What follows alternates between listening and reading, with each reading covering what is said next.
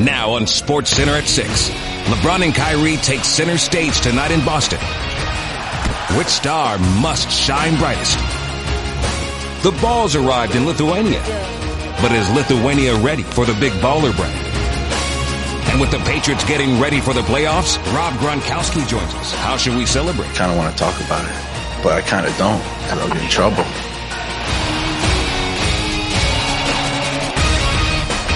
Here's Michael Smith and Jemele Hill.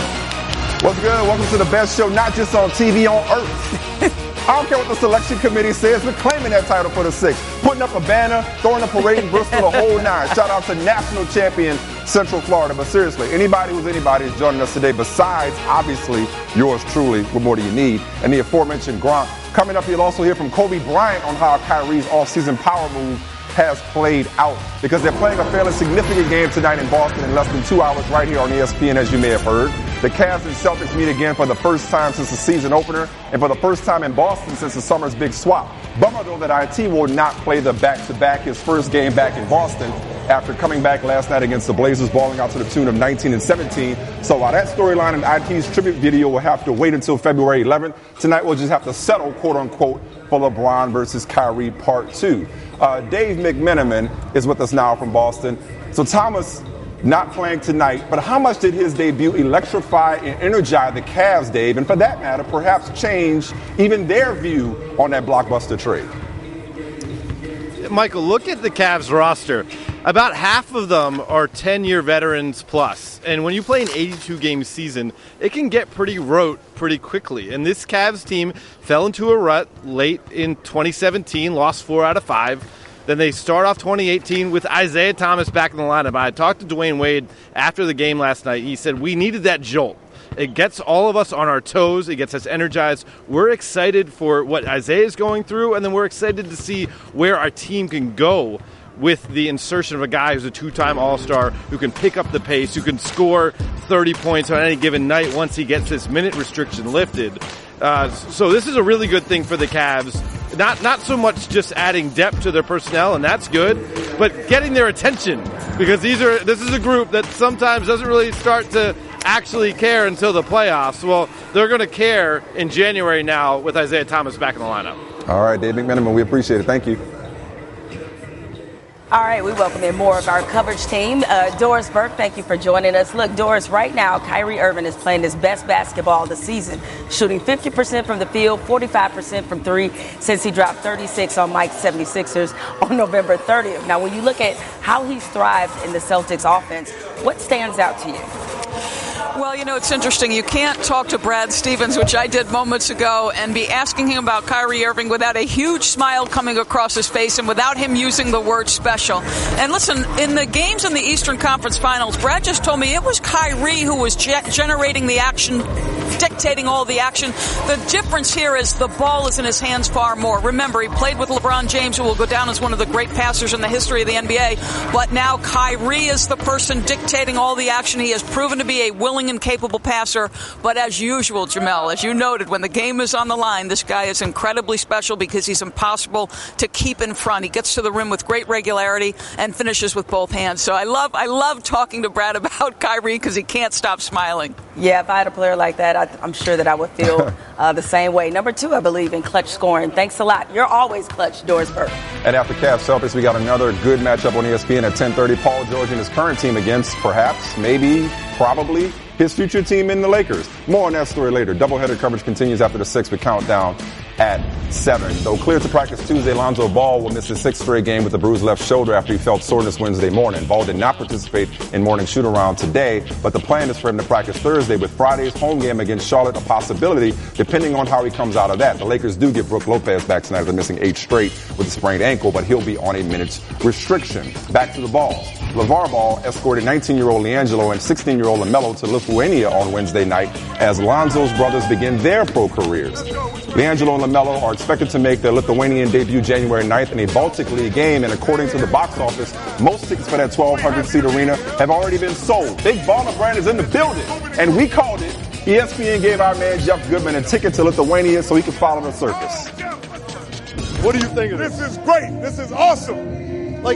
We're happy to have a new chapter in our lives. If I had told you you'd be in Lithuania when we sat down 3 months ago, what would you have said? I would have said, "You right," because I got to be global. Let's keep moving forward, though. What are your expectations of the kids here? My expectations is for my boys to have a lot of fun playing in front of people. Like I tell them, basketball is just entertainment. And we come into Lithuania to entertain. So you've been here for a few hours so far in Lithuania. Yes. What's your takeaway so far? You like the food? The food is good. Everything they were saying back in the States is completely different. Meaning what? I mean, they were saying the town is old, it's not elegant, the people don't speak English. Everybody been anywhere. Where were you you've been in the airport to here. That's I've it. been here for a second, and everybody talked English to me. And the food was lovely. The hotel's nice. The hotel is nice. That's an understatement. So what are you going to do tomorrow? Tomorrow's an off day. The boys don't have anything. What are you guys going to do? You know what? Tomorrow's not an off day for us. We're going to find a gym. And we're going to get down doing something with the gym. Why don't we just find an outdoor court? Too cold for you? Too cold for you in Chino Hills? Ain't never too cold for the big baller. I'll play in Alaska. I don't know. I want to see you outside. I want to see you outside shooting. I'll be outside tomorrow, man. I'll be outside shooting. I got to find some rims, though, but I prefer to be inside. All right, listen. You have fun. We're going to have some fun. I can't believe you got me to Lithuania. Hey, I'm glad you're over here, man, because we about to have some fun. I'm telling you. It's about to be short for Lithuania, lit. All right, there you have it. There you have it. LeBron Ball, day one. Much more to come. Much more. Here we come, Jeff. I thought when I woke up this morning, we'd have a LeVar-free rundown. But like my man and the girl next door said, I'm going to just learn to like it. Like, I'm not going to fight it anymore. You're tired of resisting.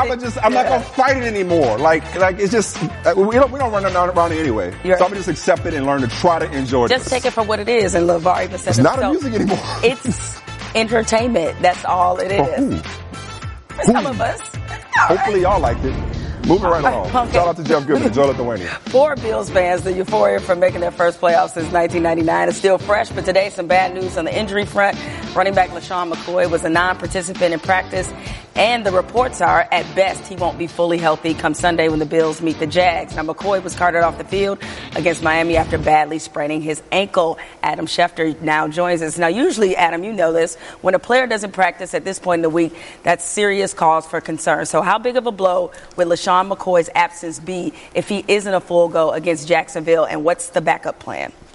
Well, Jemele, I think there was no doubt in the Buffalo Bills' mind that LaShawn McCoy was not going to be out there today during practice. I would be surprised if he practiced much at all this week. The fact of the matter is he is nursing a sprained ankle that caused him to be carted off that field on Sunday. And it was a situation as such that all along they thought and hoped that he'd have a chance to come back. Now, it was described to me as a situation where it'll be a game day decision and it'll be a quote-unquote close call as to whether he can play on Sunday or not. If he can't, they have to lean more on Mike Tolbert. They're going to have other players who make plays. But I think that we will not know about LaShawn McCoy's status until Sunday. And even if he is able to play, I can tell you right now, he will not be at full strength. Yeah, seems very sad news for the Bills fans. All right, the other big NFL development today involved John Gruden, who appeared on Golick and Wingo's radio show earlier today and addressed the report from you and Chris Mortensen that he's been offered or was offered at some point an ownership stake as part of a potential deal with the Raiders. Here he is. I guess the question would be if Mark Davis calls you and said, we've gone through all our candidates and, John, you're the one we choose. We'd like you to be the next coach of the Oakland Raiders. Will you be the next coach of the Oakland Raiders? I think there's a good chance. I'm excited about where I am in terms of studying the game and prepared to come back and coach. I did have a good meeting with Mark. I've known him a long time and got a lot of respect for the Raider football organization. It's been reported that they offered you ownership in the team and some of the things that they've talked about. What can you tell us about that? There's no truth to that at all. I heard Stephen Smith screaming at me on TV yesterday on one of his shows. There's no validity to that at all. None, zero. So that's a nice segment that I saw, but no ownership, that's for sure. Now, Adam, was John Gruden just being coy, and how soon before this deal is done? Well, Jemele, here's the situation. Essentially, they've had discussions about an ownership stake in the past, in other years, when Mark Davis has courted him in the past. And they brought it up again this particular time. He is not expected to get that ownership stake. You heard that. It was never really an offer. It was something that came up as a point of discussion. But it doesn't change the fact that John Gruden still, as we've been saying since Sunday, is expected to become the next head coach of the Oakland Raiders. And when that deal gets finalized and it's signed off on, although that's going to happen, it is going to be a gargantuan deal. It's going to be a record-setting NFL coaching deal. Ooh. However, of course it is at that point in time because he had that kind of leverage. He had that kind of power. Mark Davis has always wanted him back coaching the Raiders. He's talked to him in the past. They've brought up an ownership stake. They've had discussions about what it would take to get him back into the wing. He'll be the head coach of the Raiders. Okay, you use the word gargantuan. Such a great word. I know, the great word. Rarely you get an opportunity to use it in a sentence. But do you got any numbers for us? Got any more intel in terms of how gargantuan is gargantuan? Gargantuan's pretty big, isn't it? Way to avoid that one. Appreciate you, Adam. Thanks a lot for joining us. Thank you. What do you want? I want the throne. During the College Football Playoff National Championship, tune in for a special look at Marvel Studios' Black Panther in theaters February 16th. God, February 16th can't get here fast enough. Gronk will be here soon. Plus, why Russ says Paul George will still be in OKC next season. But first, back to our 6-6 and back to Boston. All right, ahead in less than, I guess it'll be 2 hours from now. See, that's Jaylen Brown. The Cavs and Celtics meet for the first time since opening night in the NBA. And for the time being, this Cavs-Celtics matchup always will be used as a way to evaluate who got the better end of the trade or who has the better shot to win the Eastern Conference. Jeff Van Gundy, our temptation is to make a big game like this even bigger than it probably should be. Because it's on ESPN. The Cavs made the decision not to play Isaiah Thomas tonight. So what can we learn about these two teams tonight? Well, first of all, I think we can I would love to eliminate the phrase, we're not going to rush him back, because no one ever rushes back. So we can just say that no one's ever going to play back-to-back coming off an injury. But I think it's unfortunate that he didn't choose tonight to be the first night. I think it would have been great theater. I think he's a terrific player. He had a very good night last night. He's going to be a big help to Cleveland trying to push for another Eastern Conference championship. And I love the Celtics team, too. I think their young wing players, Tatum and Brown, have been exceptional.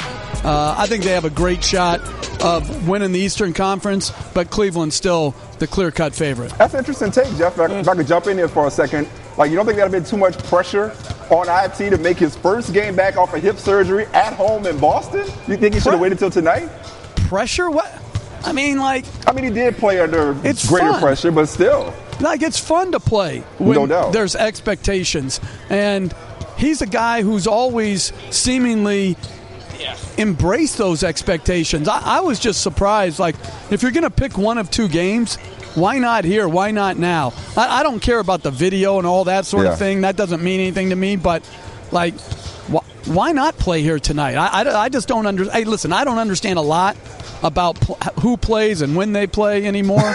but certainly I don't understand bypassing a chance to come back to Boston where you were so great and have a chance to play in a big game. Well, hey, listen, that's why I'm talking here. I just feel pressure hoping to ask you smart questions. So appreciate you indulging, Jeff. Nice look, by the way, with no glasses tonight.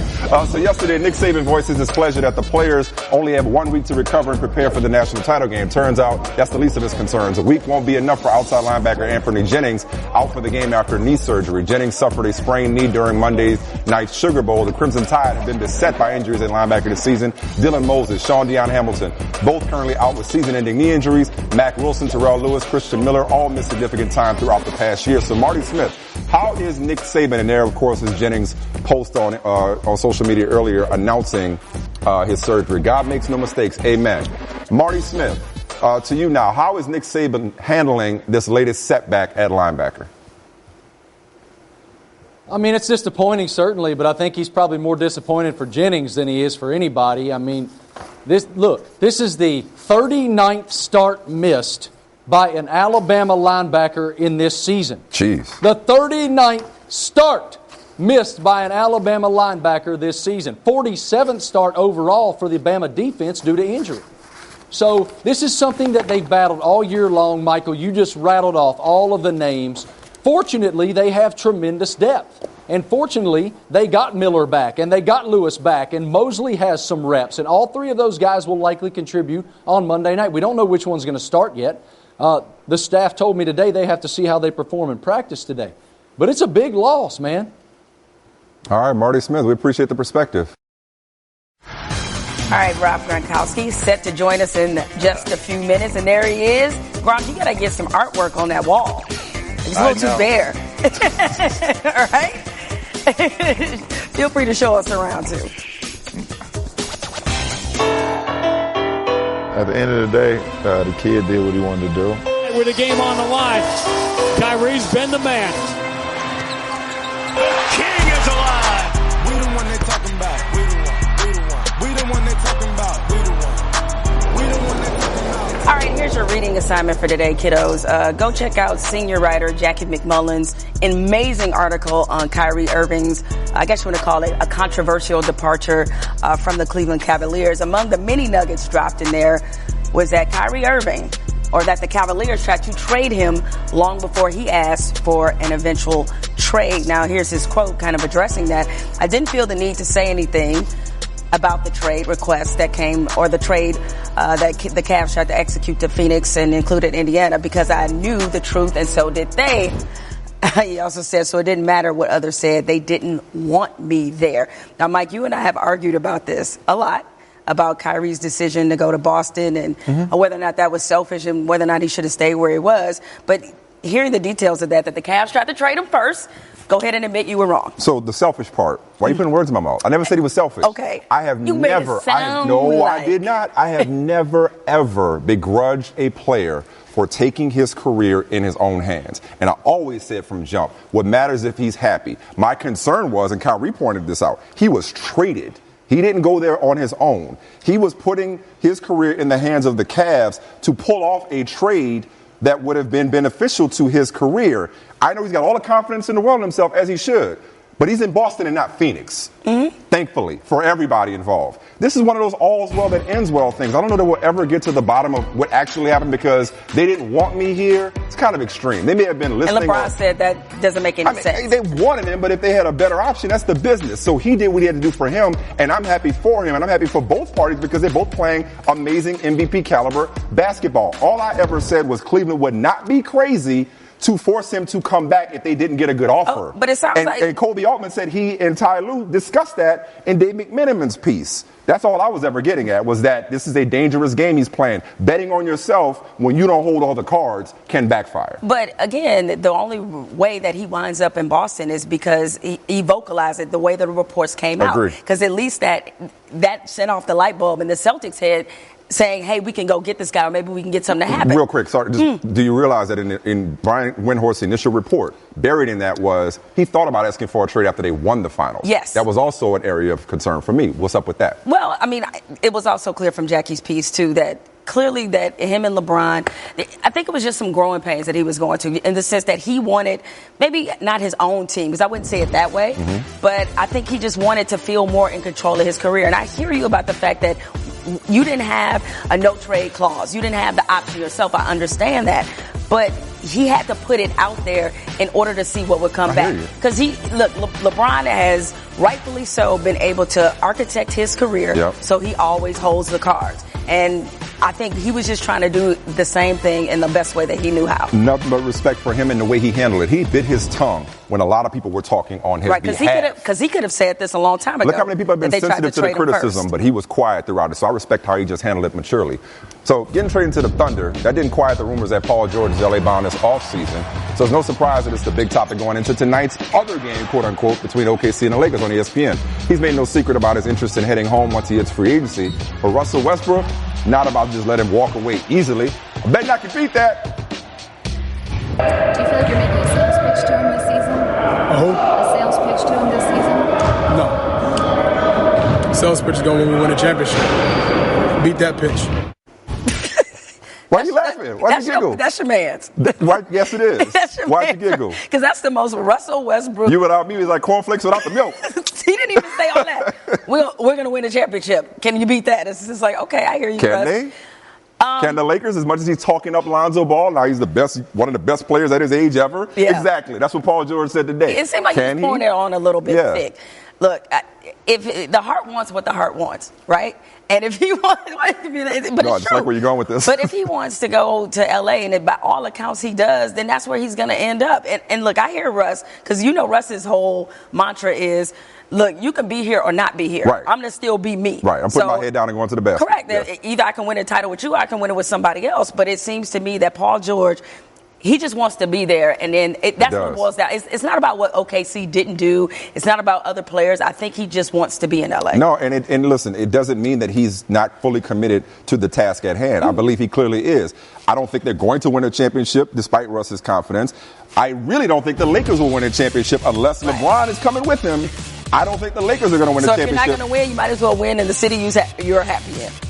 You took the word. You said right. You said what I was going to say, except shorter and smarter. 100%. He said, look, no regrets, not even one letter about how it all played out. The Pacers have done just fine. I think OKC is their best basketball is yet to come. Mm-hmm. But the fact that it's just more and more evident the way he talks, pouring it on thick about Lonzo Ball, talking about his affection for LA, Brian Shaw. He laid out the whole tampering thing, how it came about.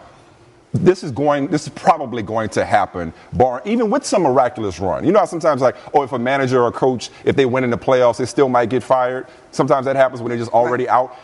Even if OKC were to go deep, it just feels like this is predestined in a lot of ways. And credit to the Lakers, because they could have jumped the gun and went to get Paul George. Which you want him to do. Yeah, Since you're playing that whole who was right, who was wrong game, you want him to pull the trigger on the trade. I wanted them to go and do it, and they didn't do it, and I think they're better off because of it. Now, both of us, we got pretty good senses of humor. If we do say so ourselves, we're good for a good one-liner once in a while, but we're not trying our hand at a stand-up sketch or improv anytime soon. On the other hand, for a comedian, this guy right here is a pretty good tight end.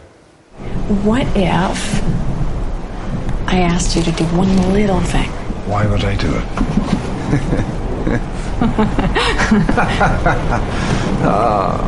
In the bathroom, there is a package, and inside that package is $100,000. 100,000.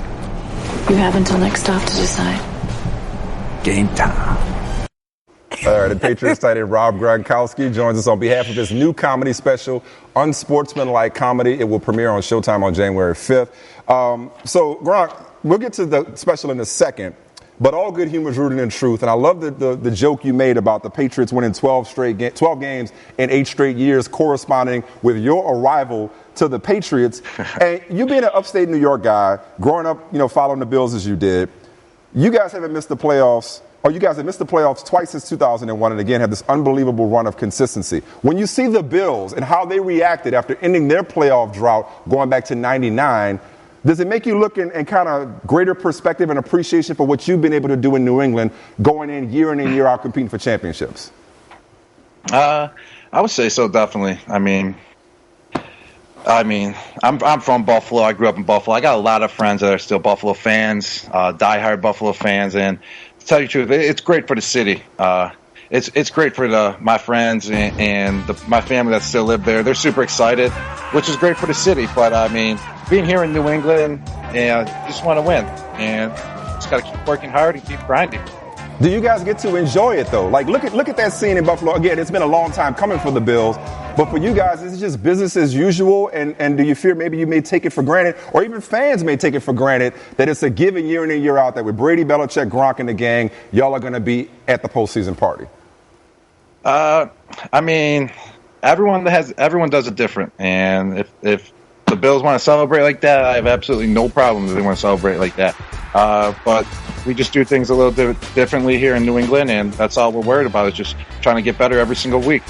Well, one of the more different things about this postseason for you is that you're healthy entering this postseason. So what does that feel like to you to be in this shape, this condition, and headed into the postseason the way that you feel physically?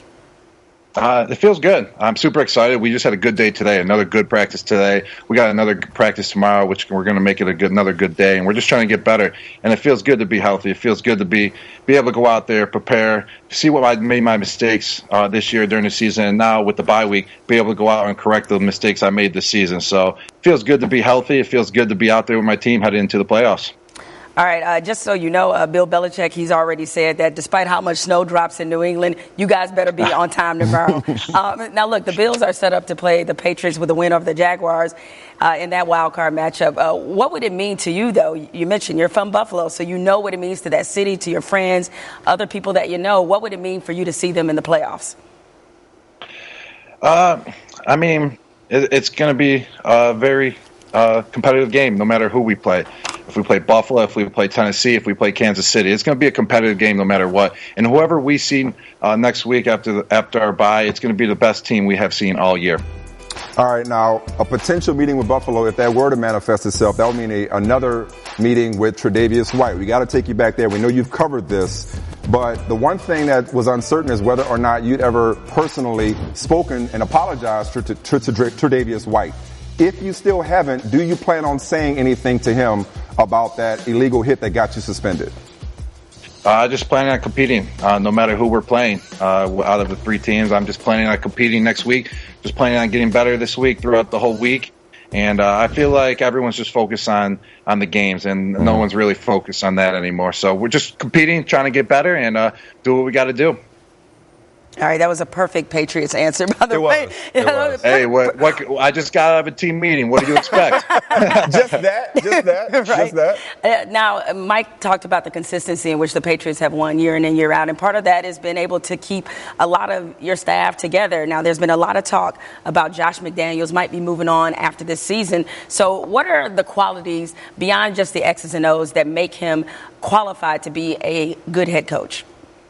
He's a great coach. He knows his football inside and out. And what's great about having him around is he knows how to get another player better. And it's great working with him. Love hearing his coaching points, his coaching tips, and taking them to the field. And they definitely help out, and they definitely make me better as a player out there on the field. So great to have him around, and we're just focused on the playoffs. All right, now, Gronk, you got a great sense of humor. You have an infectious personality. So what can we expect to see from your new comedy special, Unsportsmanlike Comedy? Yeah, I got Unsportsmanlike Comedy, so maybe that's why I got Unsportsmanlike Penalty this year. So, just gotta represent it. But I filmed that in July, the Unsportsmanlike Comedy, which premieres on Showtime this Friday, which is going to be pretty cool. It was a lot of fun doing it. The fans were awesome. We had a lot of laughs. I was actually only supposed to be up there for about 5 minutes, and all the other comedians were supposed to be up there for like 20 minutes, and I ended up being up there for like 20 minutes because I just got on a roll, just kept cracking jokes. The fans were loving it, so I just stayed up there. So it was super fun doing it, and it was a great time. Everyone had a blast. It was something I would do again. Since you brought it full circle, allow us, because we were talking earlier about just this pitch man you become with us, Dunkin' Donuts. Jemele said she saw a speaker in the airport that you're selling. Own Bluetooth speaker. You got all kind of stuff going on. I call it speaker ball. You're this gregarious, fun-loving, Gronk being Gronk guy, a lot of different jokes or what have you. And like you mentioned, unsportsmanlike comedy, unsportsmanlike conduct penalty, that happens. And everybody's like, man, we didn't know Gronk had that in him. So for the fans out there, how do they marry that moment with Tre'Davious White and what's one of the lasting images, one of the mistakes from this season, quite honestly, with the Gronk that we've come to know over the years and the Gronk we're talking to now? Where did that come from?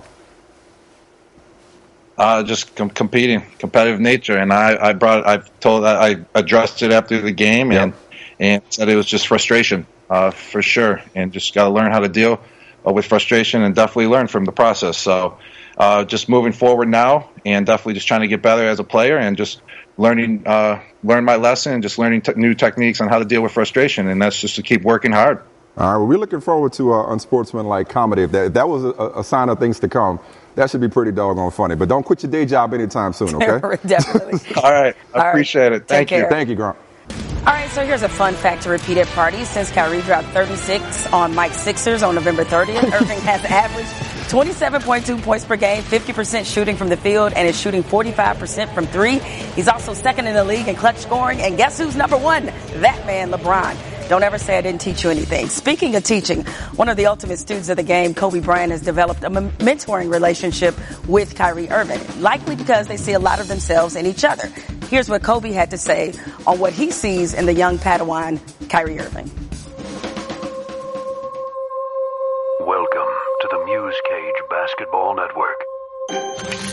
You got two hands, better use both of them. You got two hands, better use both of them. You got two hands, better use both of them. You're only half a player with one. You got two hands, better use both of them. You got two hands, better use both of them. You got two hands, better use both of them. You're only half a player with one. You're only half a player with one. One just won't get it done. Can you shoot? Can you go right? Can you go left? 3 simple questions. If you can't shoot, then it doesn't matter if you can go right and left. The defensive game plan is a simple one. Cut off your angles to the rim. Sure, your coach can have read pick set for you, lower the screen, get you out in transition before the defense has a chance to set up. And there are a few guards that have had great careers playing this way. But did they maximize their full potential? Tony couldn't shoot when he first came into the league. Westbrook didn't trust his jump shot either. Nor did John Wall. But like the greats before them, they took the time to develop it. Why? Because shooting is the key that opens every door the game has to offer. Take Kyrie, for example. Sure, we all love to see how he dances with the ball and shakes past defenders. But what we fail to see while he's shaking and baking is the inner fear defenders have of him simply raising up and knocking it down. Knocking it down off the dribble, off the catch, off a screen, or simply sizing up a defender from a triple threat position and knocking it down. Shooting is Kyrie's primary threat. From this foundation, he now has the ability to build out the rest of his game. Dribble penetration. No, I'm not talking about the shaking and baking. I'm talking about the basic idea of driving right or left and being able to finish at the rim with either hand. Now, imagine if he never developed his left. Even with his shooting ability, he would be eliminating half of his offensive options every time he touched the ball. And how could Kyrie be the best Kyrie if he could only use one half of Kyrie? What? But Kyrie has all options available to him. He can use the entire court as his canvas to create. This puts the defense in a horrible position. Every option the defense chooses is the wrong one. Give him the jumper, no problem. Push him right, no problem. Force him left, no problem. The game seems easy for him because it is. Taking the time to develop the basic necessities of the game has made it so.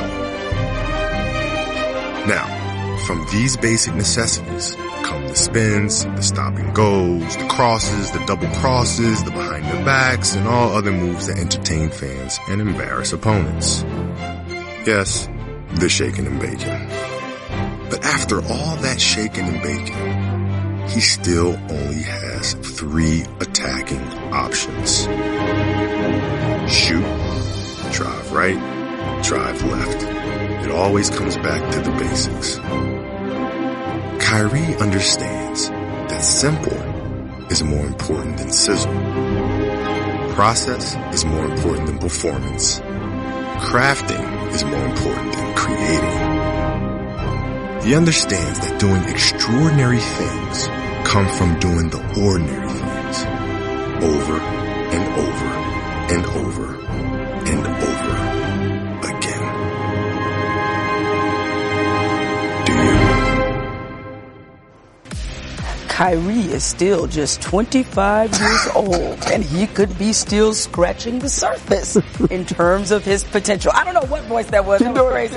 According to Second Spectrum, Irving has increased scoring rate on isolation plays over the last 3 seasons. Right now. Okay, that's enough. Okay, wait, I know. I was freaking myself out. He ranked second in that mark in the league, only behind James Harden.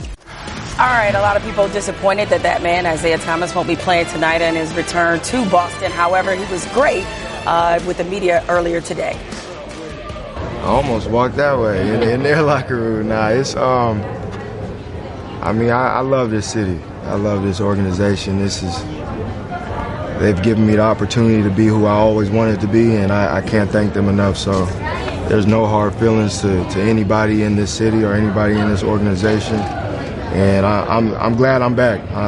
Like I always said, it's genuine love, and that's for the rest of my life here. So a lot of memories. Easier that you are. All right, Kevin Love was going to be a Celtic? Come think about it. That did actually happen. Yeah, remember that was supposed to be the done deal back in the day, and he's looked pretty doggone good for the Cavs, 20-10 this season. Only a handful of guys do that, but I know you don't really respect Kevin Love. See, there you go. Yep. Just starting to start some trouble. Yeah. Speaking of starting trouble, let's start some with our partner Mike Wilbon, who is live there right now. Wilbon, we've been talking about this game all hour, and we'd love to get your opinion on this. This has obviously been billed as a Kyrie versus LeBron kind of matchup. But in your mind, is this a significant game to either one of them, Kyrie or LeBron? Happy New Year, you two. Haven't talked to you guys for a while, so it's good to be on with you. This is about Kyrie. I mean, LeBron, look, there's buzz in the building. You guys know how this is when LeBron shows up anywhere for these games now. I mean, he's the man in the league.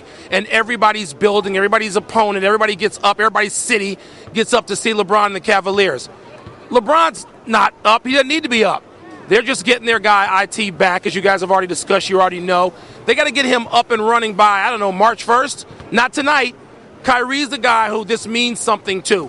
I don't believe much in statement games in an 82-game NBA season, but this has to mean something to Kyrie being on this floor playing against LeBron James. Yeah, I think it definitely means something, but not as much as we like to think it does, because the point's already been proved. We talked about it earlier. He's already been proved correct to force his way out, end up in Boston, and he's going to ultimately be judged whether or not he can win a championship or championships independent of LeBron. To your point, Mike, not whether he can win on January when they don't even have IT back. So even if he wins tonight, it's not as if it's going to be like, oh, Kyrie Irving made a statement. I mean, we get it. He can lead a team.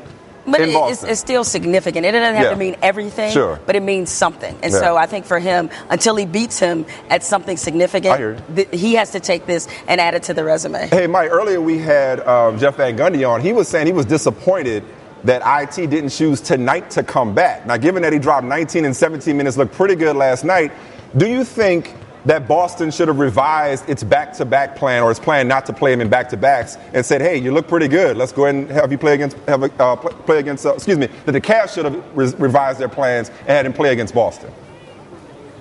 Well, like Jeff, we were scheduled to come to this game for a long time, and we didn't know IT was going to play the previous night. So, yes, I'm personally disappointed, and yet, if I'm running the Boston Celtics, if I have any contribution into what IT does, it would not be to play tonight. Playing last night, for one, you got the back-to-back games issue. You want to see what he's like and his recovery's like. You've seen half of that. But also, why bring Isaiah Thomas into this sort of emotional cauldron, if you will, coming back to Boston, playing tonight? They don't need that. The Cavaliers don't need that. We as a network would love to have it. We as basketball observers and fans would love to have it. But if I'm the Boston Celtics, I'm not going anywhere near that theme, that emotional commitment. They got plenty of time down the road for that. February 11, I think it's the next time they tee it up here. That would be soon enough for me if I was running the Boston Celtics. Yes, the Cavs there. Same night as same date as Sunday as Paul Pierce getting his jersey retired. If I was running the Cavaliers, excuse me, see, I can't even trade them properly. I did the same thing. It's still hard to wrap our mind around what a blockbuster deal. Hey, man, appreciate you making the time for us to enjoy the game. Thank you. Tonight on SportsCenter with SVP after Thunder Lakers, he'll tell you what we learned from the showdown between the Cavs and the Celtics. A month away from the trade deadline, Adrian Wojnarowski joins the show to talk about who might be dealing, who might be getting dealt, and Oklahoma's Trae Young scored 39 last time out. What he did do for an encore in the rivalry against OK State. All right. We only needed one DTM because this one was so good. Not only will UCF hang a national championship banner in their stadium, but AD Danny White says all coaches will get paid their national championship bonuses. And they just announced they will be having a parade. We knew they were going to have a parade. Well, it turns out the parade is going to be at Magic Kingdom. This is perfect. Full Who's to argue? That's doing a lot. No, it's not. This is doing exactly what you should be doing. Who is to argue with this? I'm sure those coaches appreciate that extra 13 money. 13-0, it's like they're making their own poll, a poll of one school. Before we call it a day, we had a good day. Jags owner Shad Khan has donated 500 tickets to Sunday's playoff game against the Bills to refugees from around the world who have settled in Northeast Florida. Another 500 tickets have been donated to displaced Puerto Ricans and their families and communities throughout North and Central Florida. So I'm sure they appreciate that. Fantastic. Staying in the AFC South. Look at that. That's where it starts. Yeah. This is J.J. Watt posting this video, him and Deshaun Watson rehabbing together. Something special brewing. Yeah. That's where it starts. Speaking of the Bruins, Josh Rosen announced he's going to the draft. All right, no surprise. On Twitter. NBA Countdown's next. Cavs Celtics at 8. We will see y'all tomorrow.